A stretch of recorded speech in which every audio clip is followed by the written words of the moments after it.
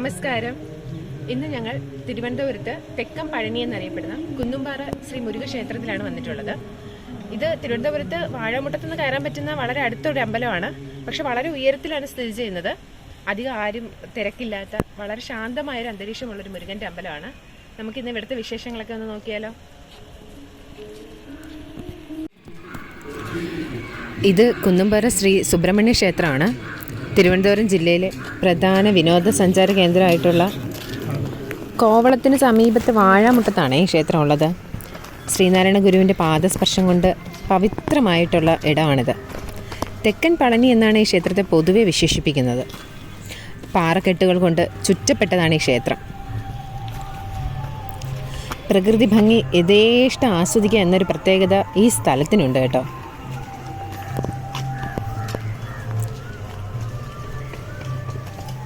അന്ധവിശ്വാസങ്ങൾക്കും അനാചാരങ്ങൾക്കും മൃഗബലിക്ക് അടിമപ്പെട്ട ഇവിടുത്തെ മനുഷ്യരുടെ ദുരവസ്ഥ അറിഞ്ഞ് ശ്രീനാരായണ ഗുരു സ്ഥലവാസികളോട് ഭൂതപിശാചുകളെ നിഷ്കാസനം ചെയ്ത് കാരുണ്യമൂർത്തിയായ സുബ്രഹ്മണ്യ സ്വാമിയെ പ്രതിഷ്ഠിക്കാമെന്ന് നിർദ്ദേശിച്ചു. വൈകാതെ തന്നെ ശ്രീനാരായണ ഗുരു കുന്നുംപാറയിൽ 1896 വൃശ്ചികമാസം തൃക്കാർത്തിക നാളിൽ പൗർണമിയിൽ ചതുർബാഹുവായ ശ്രീ സുബ്രഹ്മണ്യ സ്വാമിയുടെ വിഗ്രഹം പ്രതിഷ്ഠിച്ചു. ഗുരുദേവൻ്റെ ആദ്യത്തെ സുബ്രഹ്മണ്യ പ്രതിഷ്ഠയാണ് കേട്ടോ ഇത്.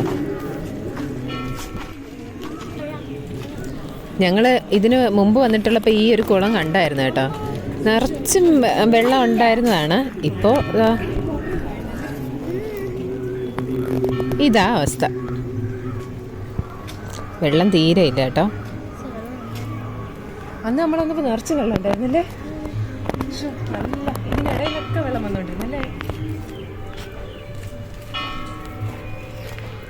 മഴക്കാലമാണ് നല്ല രസമാണ്. പക്ഷെ ഇതിൻ്റെ വെള്ളം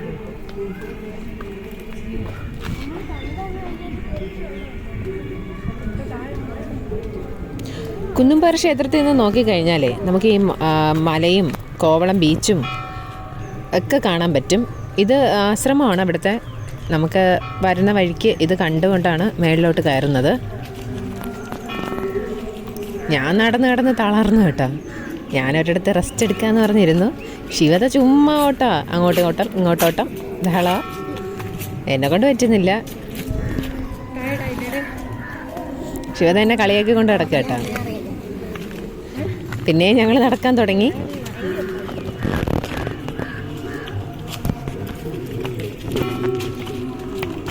ഇവിടെയാണെങ്കിൽ വെളുപ്പിന് 4 മണിയോടുകൂടി അമ്പലം തുറക്കും കേട്ടോ. ഉച്ചയ്ക്ക് 12:30 ഗുരുപൂജ കഴിഞ്ഞ് ക്ഷേത്രം അടയ്ക്കാറാണ് പതിവ്. വൈകുന്നേരം 5 മണി തൊട്ട് 7:30 വരെ ക്ഷേത്രം തുറക്കും. ഇവിടെ മുരുകൻ്റെ അമ്പലമായതുകൊണ്ട് ചില സമയങ്ങളിലൊക്കെ ധാരാളം മയിലുണ്ടായിരിക്കും കേട്ടോ.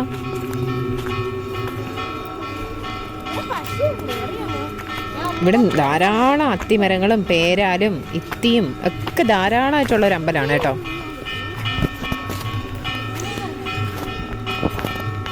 ശിവത എനിക്ക് സോളാറിൻ്റെ പാനൽ കാണിച്ചു തരികയാണ്.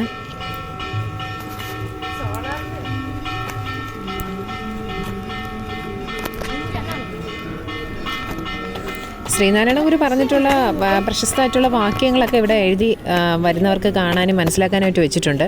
ആ ശിവത ചൂണ്ടിക്കാണിച്ച സ്ഥലത്തോട്ട് ധാരാളം കൃഷിയുണ്ട് കേട്ടോ. ഇവിടുത്തെ ആശ്രമ നിവാസികൾക്കൊക്കെ വേണ്ടിയിട്ടുള്ള പച്ചക്കറിയൊക്കെ ഇവിടെ നിന്ന് കിട്ടും.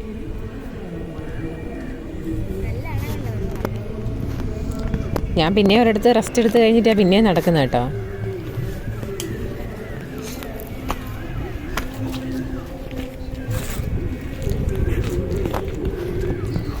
ശിവത എങ്ങോട്ടൊക്കെ ഓടുന്നുണ്ട്. ഞാൻ ശിവത എങ്ങനെയെങ്കിലുമൊക്കെയാണ് തിരിച്ച് വിളിച്ച് പോകുന്നത്. എനിക്ക് നേരെ പോകുന്ന വഴി പോലും നടക്കാൻ വയ്യ. ശിവത അങ്ങോട്ടൊക്കെ ഈ കൃഷി ഉണ്ടെന്ന് പറഞ്ഞ് എന്നെ കാണിക്കാനായിട്ട് വിളിക്കുകയാണ് കേട്ടോ. ഞാൻ വായോ എന്ന് പറഞ്ഞ് വിളിച്ചെടുത്ത് അമ്പലത്തിൻ്റെ മേളിലോട്ട് കൊണ്ടുപോവുകയാണ്. ഈ വലിയ നീളമുള്ള പടിക്കെട്ടും കയറിയാൽ മാത്രമേ നമുക്ക് മേളിൽ മുരുകൻ്റെ അമ്പലത്തിലോട്ട് എത്താനായിട്ട് പറ്റത്തുള്ളൂ. ശിവത ഓടിക്കയറി. ഞാനിങ്ങനെ ഒച്ച ഇഴയുന്ന പോലെ പറയാറുണ്ട്. ഇച്ചിരി താമസിക്കും. അവിടെയാണ് ചെരുപ്പൊക്കെ ഊരി വെച്ച് ശിവത വളരെ സ്മാർട്ടായിട്ട് പോകുന്നുണ്ട്. ഇതിൻ്റെ മേളിൽ കയറി കഴിഞ്ഞാൽ നമുക്ക് നന്നായിട്ട് കടലിൻ്റെ വ്യൂ കിട്ടും കേട്ടോ. ഞാൻ ഇതിനു മുമ്പ് 2 തവണ ശിവതയോടൊപ്പം ഇവിടെ വന്നിട്ടുണ്ട്. അന്ന് ഇച്ചിരിയുടെ വെയിലുണ്ടായിരുന്നു. ഒരു തവണ വന്നപ്പോൾ മഴക്കാലമായിരുന്നു കേട്ടോ, അപ്പോൾ പാറയിലൊക്കെ നല്ലതായിട്ട് വഴുക്കലുണ്ടായിരുന്നു. ഇപ്പോൾ പക്ഷേ ഇന്ന് അധിക വെയിലുമില്ല, അധികമായിട്ട് ഇങ്ങനെ ഒരു മഴയും ഇല്ല. വളരെ നല്ലൊരു അന്തരീക്ഷത്തിലാണ് പോയിക്കൊണ്ടിരിക്കുന്നത്. അതുകൊണ്ട് അമ്പലത്തിലോട്ട് കയറാനും പോകാനും ഒക്കെ വളരെ സുഖകരമായിരുന്നു. സ്പീഡിൽ കയറുന്നായിരുന്നു എൻ്റെ ധാരണ, പക്ഷേ വളരെ സ്ലോലിയാണ് ഞാൻ കയറുന്നത്. ശിവത അവിടെ എത്തി.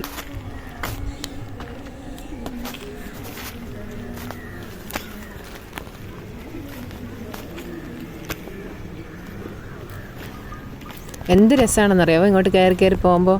തിരിഞ്ഞു നോക്കുമ്പോഴത്തേക്കും കടലിങ്ങനെ പൂർണ്ണമായിട്ട് നമുക്ക് കാണാം. 1-2 വള്ളങ്ങളൊക്കെ പോകുന്നതും ഒക്കെ നല്ല രസമായിട്ട് കാണാമായിരുന്നു. ഞാൻ തിരിഞ്ഞു നോക്കിയാണ് കയറുന്നത്.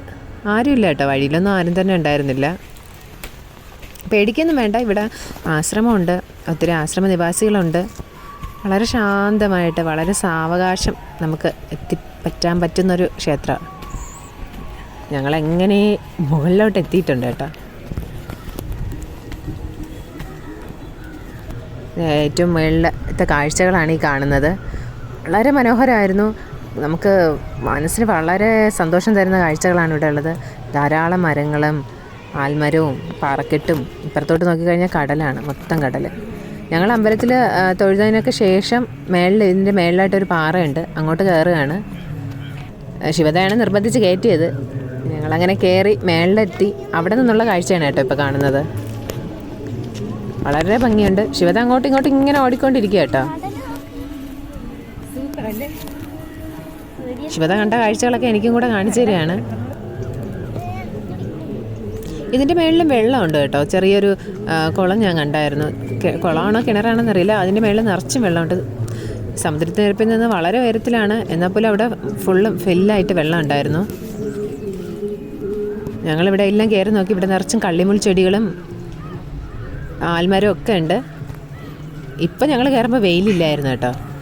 വെയിലില്ലാത്തതുകൊണ്ട് നമുക്ക് വളരെ ഈസി ആയിട്ട് അങ്ങോട്ടും ഇങ്ങോട്ടൊക്കെ നടക്കാനായിട്ട് പറ്റി.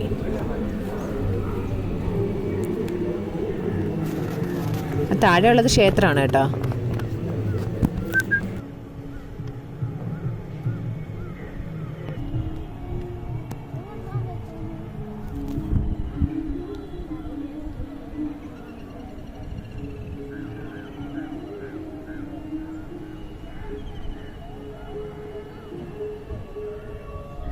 ചെടിയിൽ മറ്റേ റെഡ് കളർ കായുണ്ട്, മുള്ളൊക്കെ ഉള്ള, അത് തിന്നാൻ പറ്റുമോ?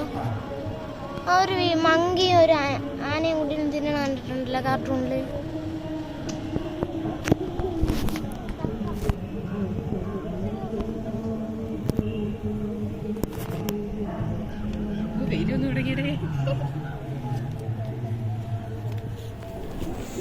ഇവിടെ വെയിൽ വന്ന് തുടങ്ങി കേട്ടോ. ഞങ്ങളങ്ങനെ താഴോട്ട് ഇറങ്ങാൻ വേണ്ടി പോയി. അവിടെ വന്നപ്പോഴത്തേക്കും കൃഷിത്തോട്ടം കണ്ടു. ആ കൃഷിത്തോട്ടത്തിൽ ശിവത കൃഷി കാണണമെന്ന് പറഞ്ഞ് ഞങ്ങൾ ഇറങ്ങിപ്പോയി. അവിടെ നല്ല ഭംഗിയുണ്ടായിരുന്നു. വളരെ ക്ലീനായിട്ടും വളരെ നന്നായിട്ടും പരിപാലിച്ചിട്ടുള്ള ചീരയും വെണ്ടയും പയറും കോവലും എല്ലാം ഉണ്ട് കേട്ടോ. നല്ല ഭംഗിയാണ്. അതിനിടയ്ക്ക് ശിവത ഓടുന്നുണ്ട്. ഞാനും പിറകെ പോയി കേട്ടോ. ശിവത അവിടെ നിന്ന് ഓടി എങ്ങോട്ടാണ് ഓടുന്നതെന്ന് എനിക്ക് മനസ്സിലായില്ല. ഓടി ചെന്നപ്പോഴത്തേക്ക് ഞാനും കൂടെ പിറകെ ഓടി ചെന്നപ്പോൾ അവിടെ ഒരു ഗോശാലയുണ്ട്. ഗോശാലയിൽ ധാരാളം പശുക്കളുണ്ട് കേട്ടോ. നല്ല വൃത്തിയായിട്ടാണ് സൂക്ഷിച്ച് വയ്ക്കുന്നത്. ഒട്ടും തന്നെ സ്മെല്ലോ ഒന്നും ഇല്ലായിരുന്നു. ഞങ്ങൾ കയറി ചെന്നു. ശിവത അതിനിടയ്ക്ക് അവിടെ ഒരു പശുവായിട്ട് കമ്പനിയായി ശിവത അതിനെ തൊടാനൊക്കെ തുടങ്ങി. എനിക്ക് പേടിയായി കേട്ടോ, അവരിനി വന്ന് ഞങ്ങൾ ഓട്ടിക്കുമെന്ന്. പക്ഷേ ആരെയും കണ്ടില്ല. ശിവത 2-3 തവണയൊക്കെ അതിനെ തൊട്ടു, തലോടി. അപ്പോൾ അതിങ്ങനെ അതും സുഖമായിട്ട് നിന്നു കൊടുക്കുന്നുണ്ടായിരുന്നു കേട്ടോ. പിന്നെ ശിവതയ്ക്ക് അകത്തോട്ടൊക്കെ കയറണം എന്നൊക്കെ ഉണ്ടായിരുന്നു. പക്ഷേ ഞാൻ പറഞ്ഞു കയറണ്ട, അവർ വഴക്കെന്തെങ്കിലും പറഞ്ഞാലോ എന്ന് കരുതി. ശിവത തടവിയൊക്കെ കൊടുക്കുന്നുണ്ട് കേട്ടോ. പിന്നെ ഞാൻ വിളിച്ചു, വായോ പോവാം, നമ്മൾ ഒത്തിരി സമയമായി, നമുക്ക് പോകാമെന്ന് പറഞ്ഞിട്ടും ശിവതയ്ക്ക് പശുക്കുട്ടിയെ വിട്ടിട്ട് വരാനുള്ളൊരു മനസ്സില്ല. അങ്ങനെ ഞങ്ങൾ എങ്ങനെയും ശിവതയെ വിളിച്ചിട്ട് ഇറങ്ങി. ഇതാണ് കേട്ടോ അമ്പലത്തിൻ്റെ മൊത്തത്തിലുള്ളൊരു വ്യൂ. കണ്ടോ, വളരെ ശാന്തമാണ് കേട്ടോ. വളരെ ശാന്തമായിട്ട് നല്ല ആൽമരവും നല്ല ആൽമരത്തിൻ്റെ ഇലകളുടെ ശബ്ദമൊക്കെ ആയിട്ട് വരാം. അപ്പോൾ ഞങ്ങളിവിടെ ഒത്തിരി സമയം സ്പെൻഡ് ചെയ്തു. വളരെ ശാന്തമായൊരു അന്തരീക്ഷമാണ്. നല്ല തണുത്ത കാറ്റും. ഇന്നൊരു മഴയുടെ ഒരു ഇതുകൂടെ ഉള്ളതുകൊണ്ട് വെയിലിച്ചിരി കുറവുണ്ട്. നല്ല കടലിൻ്റെ ഇതൊക്കെ ദൂരെ നിന്ന് കാണാം. പ്രാർത്ഥിക്കാം. വളരെ ശാന്തമായ ഒരു അന്തരീക്ഷമാണ്. അപ്പോൾ like and subscribe and support.